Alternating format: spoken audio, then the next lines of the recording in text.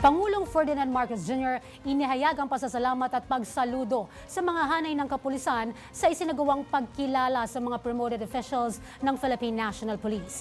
At si Luz Casipit sa detalye. Hinimok ni Pangulong Ferdinand R. Marcos Jr. ang mga newly promoted officials ng Philippine National Police o PNP na maging patas, mas matatag at patuloy na maging maayos sa serbisyo. Sa panunumpa ng nasa 50 PNP generals sa Malacanang, inihayag ng Pangulo na mas malaki pa ang impluwensya at responsibilidad ng mga opisyal sa pagpapatupad ng batas. Aniya, dapat na isabuhay ang kahalagahan ng pagsunod sa batas, paggalang sa karapatan ng mamamayan at pagpapanatili ng tiwala ng publiko.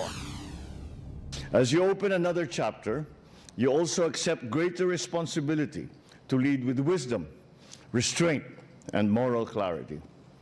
Your promotion reflects a nation's confidence in your integrity and professionalism, your dedication to duty. Tiniyak din ng Pangulo ang patuloy na suporta ng gobyerno sa PNP, kabilang ang mga reforma para palakasin ang kakayahan at moralidad ng mga kapulisan. Ayon sa Pangulo, mahalaga ang papel ng PNP bilang takbuhan ng mga mamamayan sa usapin ng seguridad sa bansa.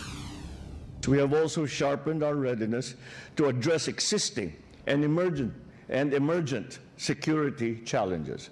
Dagdag niya, ang patuloy na pagsasanay at pag-modernize ng kasanayan ng PNP ay mahalaga upang mas mapabuti ang kasanayan sa responding sa krisis at iba pang panahon ng kalamidad. Binigyang diin din ni Pangulong Marcos ang pangangailangan ng partnership ng komunidad at PNP sa pagpapatibay ng kaligtasan sa bansang Pilipinas. Aniya, ang PNP ay dapat maging halimbawa ng integridad, kasanayan at serbisyong nakabalangkas sa kaayusan at kapayapaan ng bansa. Para sa totoong balita sa Bagong Pilipinas, Luz Casipit, Congress News.